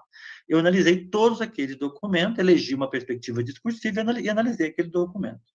Agora, quando eu assumo uma perspectiva das micropolíticas, né? Eu olho para as micropolíticas eu olho, por exemplo, para o professor, para a comunidade acadêmica, a comunidade escolar como um policy maker, isso que a professora, a experiência que a professora Maite compartilha conosco é de professores universitários, gestores universitários, funcionando como um policy maker, pressionando a estrutura para cima, né? Visando o fomento de outras línguas, né? Mas veja, na medida que eu olho, que eu saio dessa tradição de olhar somente para o macro e olho para o micro, isso desencadeia uma série de desafios teóricos e metodológicos, que é o começo da minha fala, que é o que eu mencionei no começo da minha fala. Então, se eu vou olhar para um trabalho desenvolvido em nível micro, numa escola de fronteira, por exemplo, no sentido de fomentar o multiculturalismo, fomentar o multilinguismo daquela região, desconstruir a concepção de língua como entidade autônoma, né, homogênea, e para construir uma relação linguística naquela comunidade mais saudável, mais produtiva, né, que valorize o multi, né, que valoriza, como foi mencionado, a alteridade. A professora Rosângela Morello traz essa ideia, né, que eu achei fantástica, essa ideia da alteridade linguística. Então, a gente precisa, isso desencadeia uma necessidade de aportes teóricos, de abordagens teóricas, que não são só mais do nível da sociolinguística, que é contextual, que vai exigir um olhar local, metodologias de pesquisa que saiam da análise documental e possam captar as interações, as concepções, as ideologias linguísticas, as crenças, as representações, as políticas de identidade, usando o termo do professor Raja, que possa captar essa política de identidade, pensando no contexto de fronteira, né? Então, isso é um desafio que se coloca, tanto do ponto de vista teórico, então a teoria de política linguística deixa de ser suficiente, é preciso ampliar essa teoria, buscando aportes em outras áreas que sejam relevantes para aquele contexto, né? Então, por exemplo, a região de fronteira, para estudar a língua de fronteira, divisa Brasil-Uruguai, é uma coisa. Estudar língua de fronteira, divisa Brasil-Paraguai, né? É outra realidade, porque tem outras forças geopolíticas funcionando, tem outras identidades culturais funcionando, outras representações, né? Para a gente pensar, por exemplo, o Mercosul, por que o Mercosul nunca funcionou, nunca incluiu o Guarani, né? Quais as forças que estão se mobilizando, né? Então, vejam que o que eu estava querendo demonstrar é que o desafio que fazer pesquisa em política linguística exige exige um esforço teórico, né, dos pesquisadores, no sentido de buscar os aportes necessários, estabelecer as articulações coerentes, né, articulações que contribuam de fato para a compreensão daquele fato. Eu disse que as políticas linguísticas podem ser locais e globais, e muitas vezes é local, né, é o local e o global funcionando junto. Então, buscar aportes teóricos e também buscar aportes metodológicos que permitam captar o papel desses outros agentes que não o agente de Estado.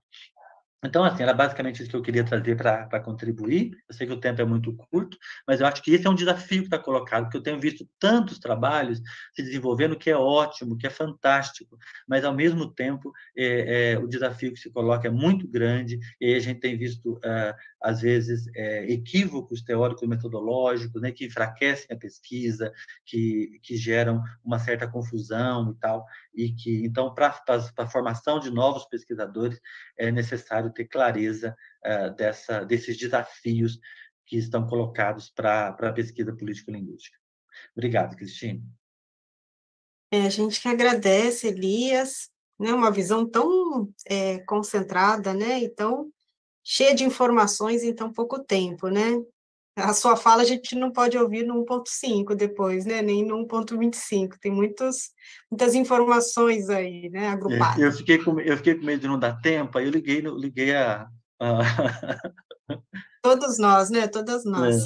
Bom, colegas, nós temos aqui, né, as pessoas interagindo no chat. Eu vou trazer duas intervenções, mas antes disso, algumas intervenções.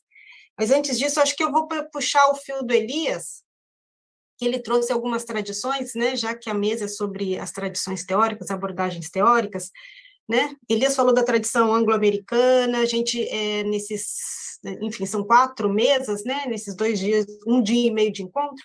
A gente mencionou também a tradição francesa, aí, com Calvet, Marsellési, a sociolinguística francesa. Foi mencionada também a tradição europeia, né, e hispânica, e essa relação também com os trabalhos de Hamel, e o conceito de glotopolítica, né, o João falou um pouquinho sobre isso de manhã. Foi falado também sobre, né, enfim, não foi falado, né, na verdade, eu queria trazer, né, outras tradições aí que têm sido muito fortes no campo teórico internacional, que é a tradição africana, né, a sociolinguística africana crítica, que se desenvolve aí pós, né, os processos de independência, a constituição dos Estados Nacionais, especialmente pós anos 90, né, enfim, e aí vários nomes, Sinfrey Makoni, Meinhof, Stroud, Makalela, são muitos sociolinguistas africanos, claro, muitos produzindo em língua inglesa, né, mas que trazem uma outra perspectiva aí muito embalada por esses movimentos críticos decoloniais, pós-coloniais, né? Inclusive revisitando o clássico dos anos 70, dos anos 60, sobre o desenvolvimento, né, das línguas nacionais, aquela concepção que Elias comentou, uma visão mais instrumental das políticas linguísticas lá nos anos 60, 70 nos Estados Unidos, né?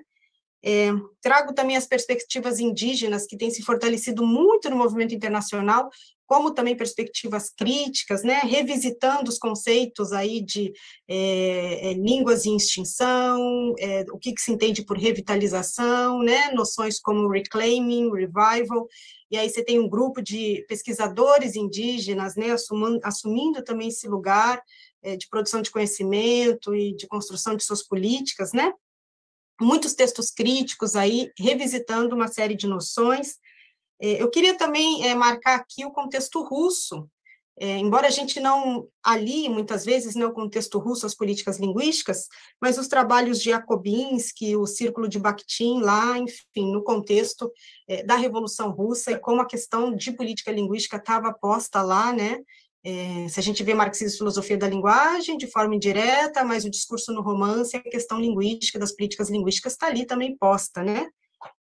Enfim, e queria também trazer aqui para o nosso contexto, e fazendo gancho também com o que as colegas já falaram, né, o contexto brasileiro e a recepção, né, das políticas linguísticas no contexto brasileiro. A Morello começou falando, né, trouxe essa questão, como as políticas linguísticas se instituem como campo de estudos no Brasil.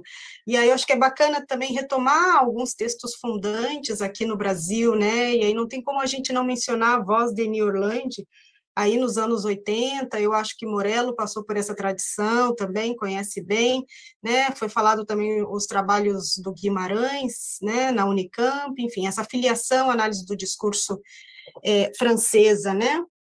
Que, de certa forma, foi mencionada também pela Fernanda, né, e pela Jael nas falas anteriores, nas mesas anteriores. Então, eu ressalto aqui esse texto, esse livro, né, da Eni Orlandi, Política Linguística no Brasil, 2007. E, como você bem mencionou, né, o texto do Calvé, Políticas Linguísticas, foi traduzido em 2007, se não me engano, né, publicado pela Parábola também, né, e com prefácio do professor Gilvan, está aqui na Universidade Federal de Santa Catarina. A gente também tem que relembrar os trabalhos, né, de Gilvan aí nas políticas linguísticas, enfim, tanto no campo acadêmico como também no campo do ativismo. E, além disso, eu queria também marcar uma questão, né, parece que essa discussão surge aí nos anos 90 com mais força, mais fôlego, né, ou inicia nos anos 90 e toma fôlego pós-2000, mas o primeiro texto, talvez o único texto do Joshua Fishman, e como você bem falou, né, Fishman é um grande nome aí, no contexto anglo-americano das políticas linguísticas, né, fundando o campo da sociologia da linguagem, né, lá atrás, né, nos anos 60, 70, junto com a sociolinguística americana, enfim. E aí essa sociolinguística americana chega no Brasil, né, pela via especialmente da perspectiva laboviana, e o Fishman fica meio que de lado, né, nessa leitura brasileira, né, desse campo da sociolinguística. E Fishman, como esse grande nome internacional disso que se chama sociologia da linguagem, né, Sociology of Language.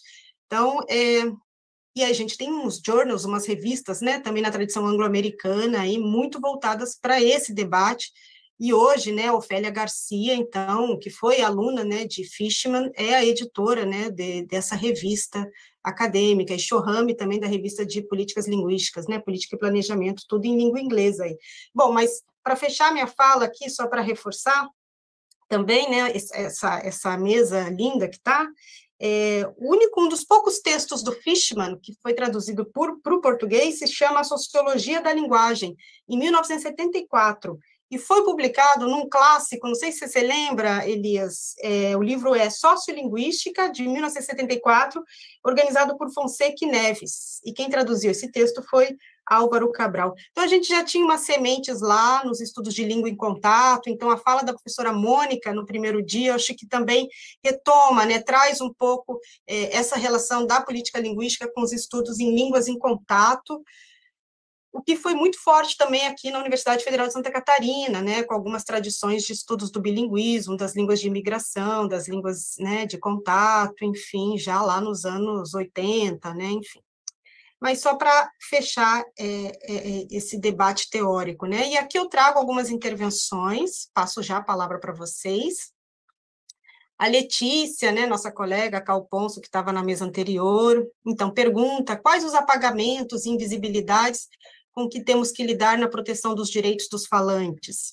Eu vou fazer uma série de perguntas e passo a palavra para vocês, vocês fiquem muito à vontade para escolher, né, o que responder, ou como responder, enfim, e fazer essa intervenção final, né.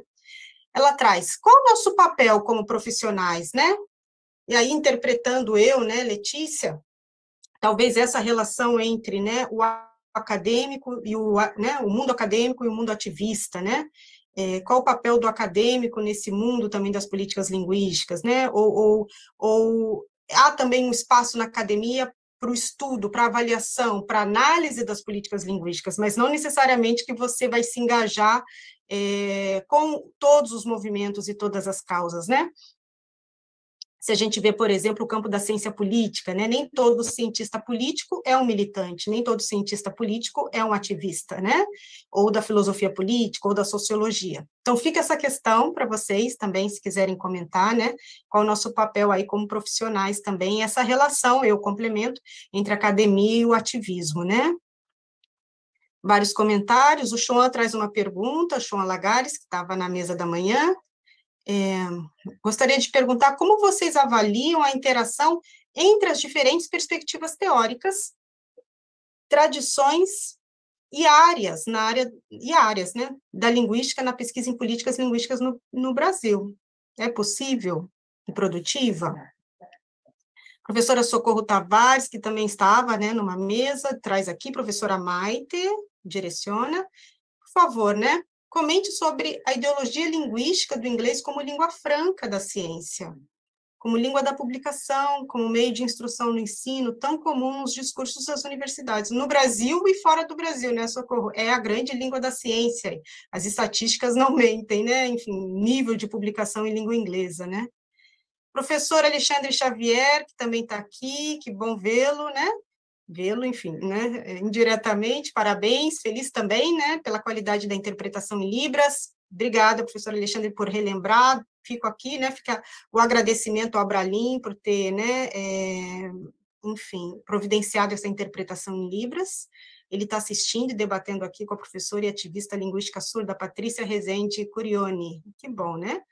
Então, você segue ele, né, professor Alexandre, a experiência relatada pela professora Maite será incorporada a 2 processos aqui, de planejamento estratégico institucional e de construção de nossa política linguística. Então, ele traz essa mensagem. E a Mônica Saavedra, que bom ouvir você trazer Fishman para a discussão. Que bom, Mônica, te ter aqui conosco, né? Você acompanha essa história aí, você mencionou, você falou de Fishman lá no primeiro dia, e a gente encerra essa mesa, né, também trazendo Fishman aí, né? Colegas, me estendi um pouco, mas passo a palavra para vocês, e acho que a gente pode seguir a mesma sequência, né? E aí, na sequência, a gente, então, encerra.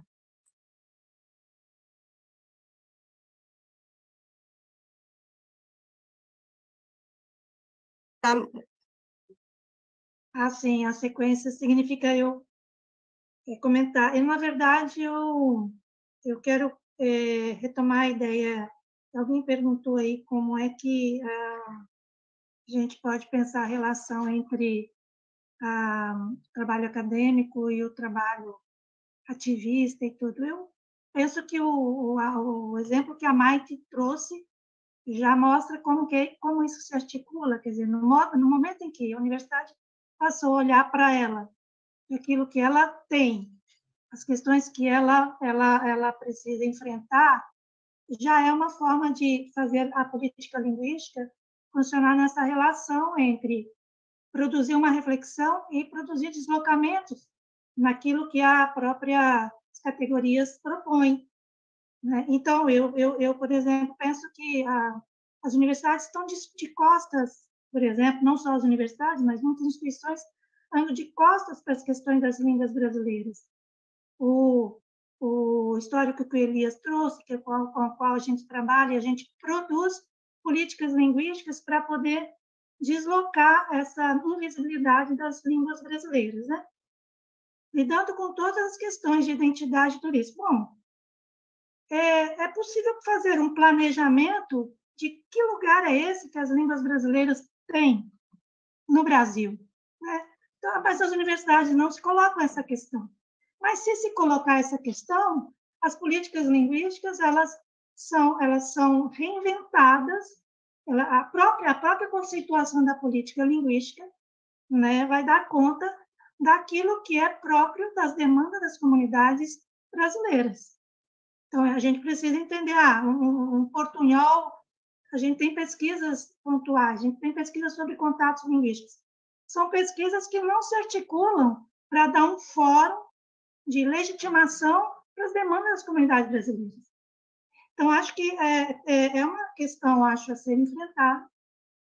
A gente vê, por exemplo, hoje o italiano, por exemplo, tem oferta de curso em italiano, as línguas de descendentes de imigrantes enfrentam a questão hoje dessa clivagem entre, nós vamos aprender essa língua brasileira ou vamos aprender a língua padronizada na Europa? A Universidade Brasileira tem um papel gigante nisso, em criar esses espaços de legitimação. A gente faz essa discussão com aquilo que a gente tem. Eu já estive na universidade, né? Então, todo esse lugar das línguas como lugar de memória, como lugar de construção de conhecimentos, mas não só isso, mas a língua também como lugar de projeção social dos jovens. Os jovens querem saber o que é que eles estão aprendendo tal língua e não outra. Tudo isso entra em conta, pensando assim, se a universidade abrir para as línguas brasileiras, isso entra na conta de compreender como isso se estabeleceria dentro de um plano de trabalho de políticas linguísticas para as línguas brasileiras. Só quero falar sobre isso. Então, acho que isso articula vários conhecimentos, né? A pergunta do João. Isso articula a nossa própria história, sobre as nossas discussões, sobre o que é que foi estabelecer, inclusive a língua portuguesa como língua única, pagando as variedades já, destinando para as línguas indígenas e as línguas africanas um lugar meramente de, né, aquilo que atrapalha a própria língua. E tudo isso ressignifica na nossa própria compreensão, no nosso próprio trabalho, no nosso próprio fazer acadêmico. É só isso que eu tenho que dizer. Todas as teorias podem, né, se articular nessas perspectivas se elas forem adotadas. Obrigada.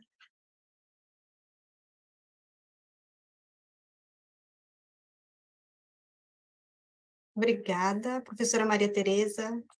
Talvez eu possa dizer algo muito vinculado ao que a Rosângela acabou de dizer, pensando um pouquinho nessa articulação de saberes de diversos campos, e nessa pergunta do papel como profissionais, vinculando o mundo acadêmico, ou pensando no mundo acadêmico e no mundo ativista.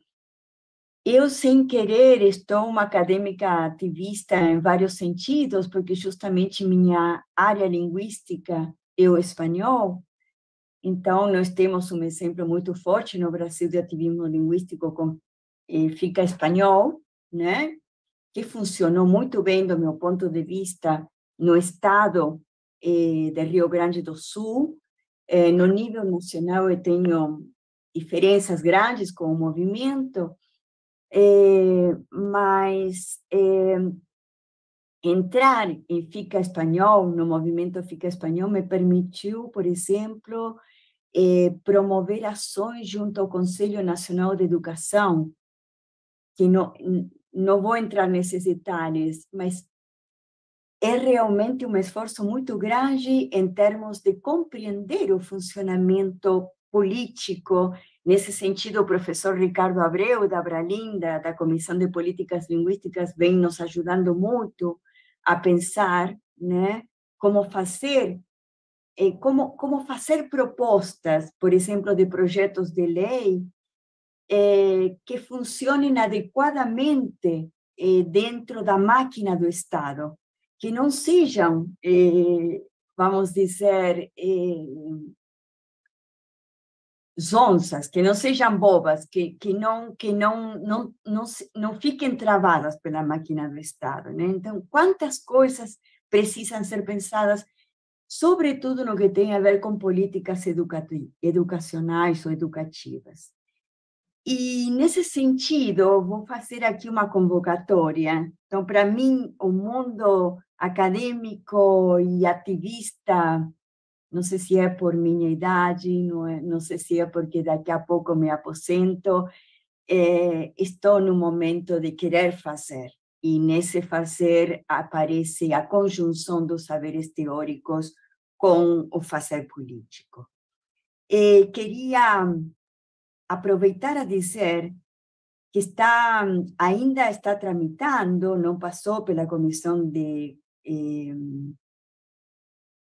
Constituição e Justiça, o PL 2601 de 2023, que justamente altera a Lei de Diretrizes e Bases de 96, operando de alguma maneira, eu não entendi ainda muito bem, operando contra a reforma do ensino médio.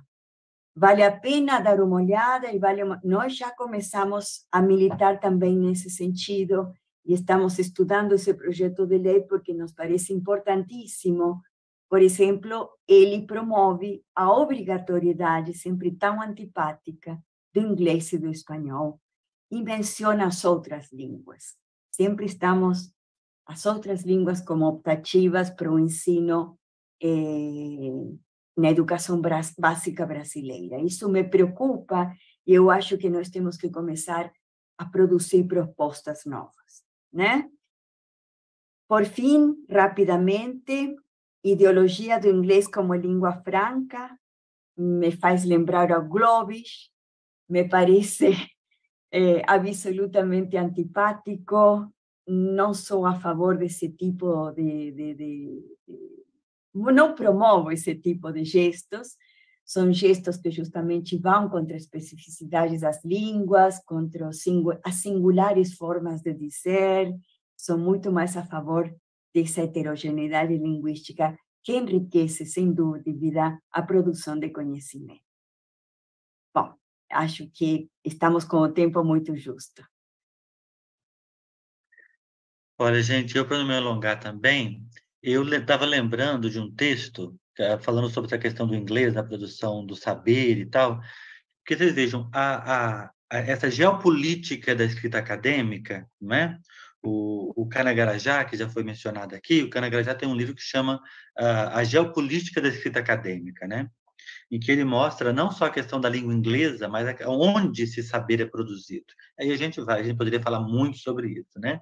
E eu acho que essa geopolítica da escrita acadêmica em língua inglesa, né? Essa hegemonia da língua inglesa, que nós, nas nossas salas de aula, quem dá aula em curso de pós-graduação, a gente acaba reforçando, ela fomenta essa, por exemplo, a política linguística que nos afasta no Brasil do mundo ibero-americano, né? Então, o que é que nós sabemos? O que é que nós sabemos sobre, nas diversas áreas do conhecimento, do que se produz em Buenos Aires, do que se produz no México, do que se produz no Chile, né, do que se produz no Peru? A gente não sabe aqui no Brasil. A gente sabe do que se produz em outros lugares, né, no mundo anglo, né? Então, essa é uma questão de difícil superação. Acho que o caminho que a professora Maite está apontando, né? E aí, ouvindo a professora Maite, eu lembrei de uma coisa que, de fato, essa ânsia pela internacionalização nos afastou, nos aproximou mais da língua inglesa, né? Isso que a professora traz da Holanda, a Alemanha tem feito em alguma medida também, é justamente para fortalecer as suas línguas como língua de cultura, como língua de produção de conhecimento e tal, né? Eu fiquei pensando, professora Maite, como a nossa internacionalização, ela de fato, a internacionalização brasileira, ela é muito mais sul-sul do que sul-norte. Então, ela é uma internacionalização que se dá em português com o mundo, né, lusófono e com o mundo hispano-americano. E, no entanto, nós estamos sempre olhando para o norte global, para a língua inglesa, né? Eu acho que a questão que foi falada do diálogo entre as perspectivas teóricas, eu acho que todas elas, e eu não de fato, a área tem crescido enormemente, a gente está sempre correndo atrás, né? É uma lacuna, sempre tem lacunas na nossa formação, nas nossas leituras, mas eu acho que todas essas áreas têm, pelo menos numa leitura mais recente, é a ideia claríssima da articulação da língua com o poder. Né? Da língua com o poder, do papel da língua na reprodução das desigualdades, na construção das desigualdades, e aí são aportes, então, que se complementam, que dialogam e que permite, e que, por que não mobilizar, né? Autores de diferentes campos teóricos, eu acho que não é um problema, né? E só por fim a questão da militância, eu fiquei pensando que a Cristina, não sei se foi Cristina, se foi a professora Rosângela que apontou, a questão das políticas linguísticas das nossas universidades. Todas as universidades brasileiras têm um documento chamado A Política Linguística, né? O documento de política linguística. Mas, retomando o meu referencial, muitas vezes esses documentos são só para inglês ver.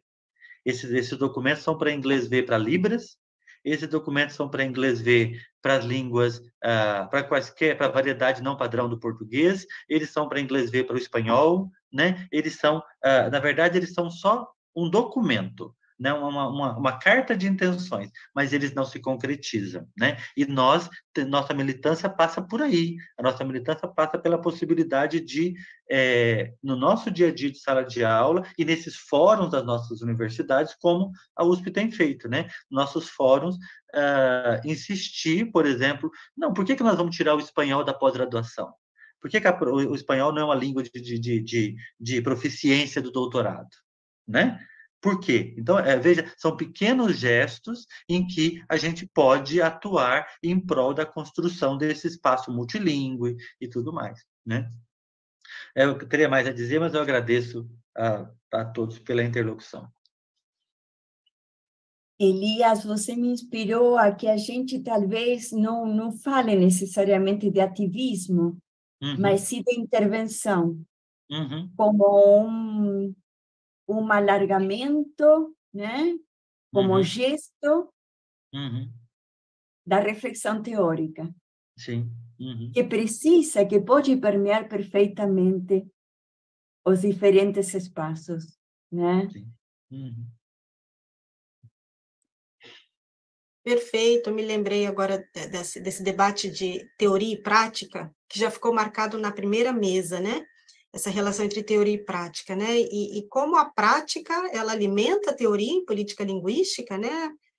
A atuação, a ação militante, a ação dos grupos, a ação das pessoas, das comunidades, dos estados, né? Alimentam a teorização, mas como também o pensamento teórico expande, né?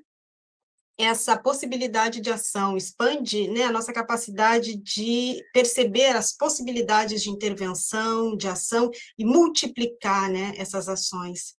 Então, eu só queria aqui agradecer, né, a professora Adelaide, presidente da Abralim, professor Choan e a professora Fátima, que coordenam, né, a nossa Comissão de Políticas Públicas da Abralim, professor Choan Lagares e Fátima Pessoa.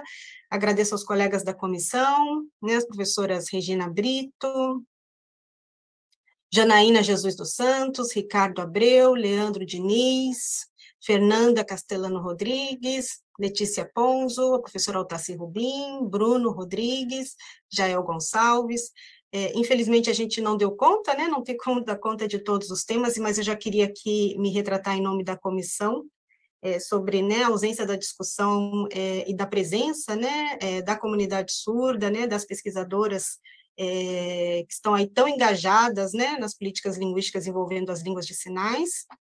Registro aqui o agradecimento através do Alexandre, né, as intérpretes, Priscila e Tiago, dessa mesa de agora. Esperamos ter uma segunda jornada em breve, né, de pesquisa em políticas linguísticas no Brasil, e que a gente possa recobrir esses temas, né? Enfim, de fato, fizemos convites, né, para a comunidade, para os colegas da área de Libras, mas, coincidentemente, né, todas e todos estavam muito, enfim, ocupados, mas fica aqui nosso comprometimento com a pauta, nosso engajamento com a pauta, né?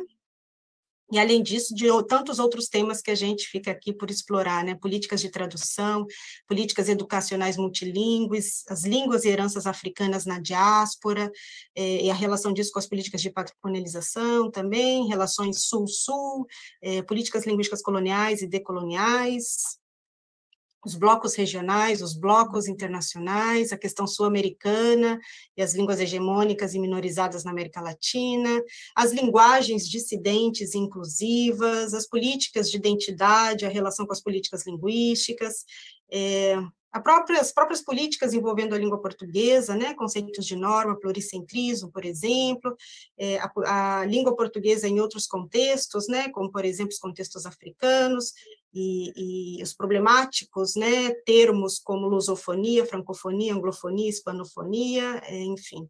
E aqui a gente tocou brevemente, né, a professora Maria Tereza tocou nesse tema, que é a internacionalização das instituições, né, e a política linguística, e, enfim, então, fica aqui, né, nosso convite para todas e todos e todes que estão assistindo para uma segunda jornada, que a gente possa, né, fortalecer aí o campo, né, de colegas, pesquisadoras e pesquisadores e diálogos em torno das políticas linguísticas e dos direitos linguísticos, fazendo jus aqui ao colega Ricardo Abreu, que, né, está aqui no chat.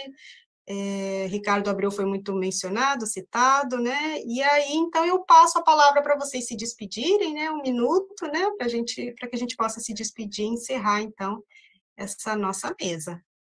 Vamos seguir a sequência, professora Morello.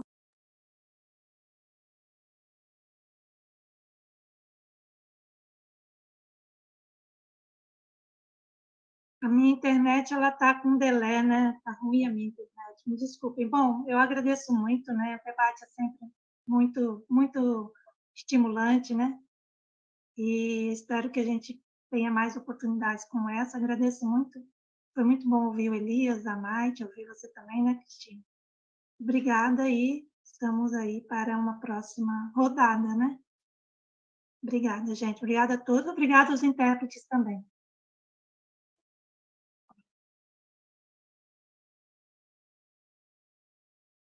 Bom, eu também queria agradecer enormemente, me pareceu uma mesa muito rica em termos de poder ouvir o Elias e de poder ouvir a Rô, e realmente também te ouvir, Cristine, né? Então, agradeço novamente a Abralim, parabenizo pela ideia, é uma temática absolutamente relevante neste momento, e agradeço especialmente aos intérpretes de Libras. Gente, eu agradeço igualmente. Eu gostaria de pedir desculpas para os colegas de Libras, porque eu liguei aqui o 120 e não me dei conta. Eu tinha que ter feito uma fala um pouco mais adequada para a interpretação. Agradeço a eles, peço desculpa nesse sentido. Agradeço a todos pela interlocução, pela possibilidade de encontrar as colegas aqui e de conversar sobre uma questão tão importante para nossas vidas e para o avanço da nossa sociedade, como são as políticas linguísticas. Muito obrigado. Então, obrigada, colegas. Rosângela, você quer falar alguma coisa? Não. Então, vamos celebrar dia 30 de junho como mais uma vitória da democracia. Muito obrigada. Se cuidem e a gente se encontra por aí, né? Tchau, tchau. Tchau. Obrigada, Raíssa.